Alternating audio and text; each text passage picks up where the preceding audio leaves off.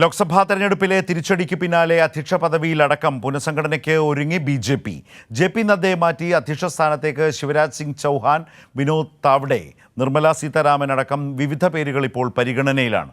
ഉത്തർപ്രദേശിൽ ഏറ്റ വലിയ തിരിച്ചടിയുടെ പശ്ചാത്തലത്തിൽ മുഖ്യമന്ത്രി യോഗി ആദിത്യനാഥിനെയും ദില്ലിയിലേക്ക് വിളിപ്പിച്ചിട്ടുണ്ട്. 400 സീറ്റ് ലക്ഷ്യമിട്ട ബി.ജെ.പി കേവല ഭൂരിപക്ഷമില്ലാതെ സഖ്യകക്ഷികളുടെ വിലപേശലിന് മുന്നിൽ വട്ടങ്ങിറങ്ങുമ്പോൾ സംഘടനാ തലത്തിൽ തന്നെ അഴിച്ചുപണിക്കൊരുങ്ങുകയാണ് ദേശീയ നേതൃത്വം. അധ്യക്ഷ സ്ഥാനത്ത് നിന്നും ജെ.പി നദ്ദയെ മാറ്റി പകരം വിവിധ പേരുകളാണ് പരിഗണനയിൽ.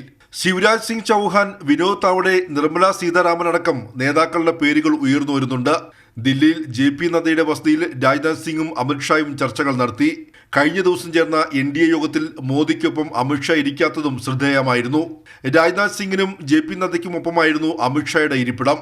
യു.പിയിലുണ്ടായ വലിയ തോൽവിയാണ് ബി.ജെ.പിയെ ഞെട്ടിച്ചത്.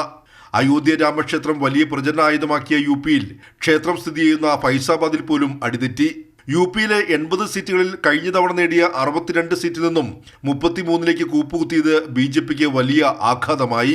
വാരണാസിയിൽ മോദിയുടെ ഭൂരിപക്ഷം ഇടിഞ്ഞതും ബി.ജെ.പി ക്യാമ്പുകളെ അമ്പരപ്പിച്ചു. RSSന്റെ സഹായമടക്കം നഷ്ടപ്പെട്ടുവെന്ന വിലയിരുത്തലിലാണ് ദേശീയ നേതൃത്വം. യു.പിയിലെ തോൽവിയുടെ ഉത്തരവാദിത്വം പൂർണ്ണമായും യോഗി ആദിത്യനാഥിന് ഏറ്റെടുക്കേണ്ടി വരും. ദില്ലിയിലെ യോഗത്തിലേക്ക് യോഗി ആദിത്യനാഥിനെയും വിളിപ്പിച്ചിട്ടുണ്ട്. ഹിന്ദി ഹൃദയഭൂമിയിലുണ്ടായ തിരിച്ചടികളുടെ പശ്ചാത്തലത്തിൽ പാർട്ടി പുനഃസംഘടനയുടെ മുഖം മിനുക്കാൻ ഒരുങ്ങിയാണ് നരേന്ദ്രമോദി. കൈരളി ന്യൂസ്, ദില്ലി.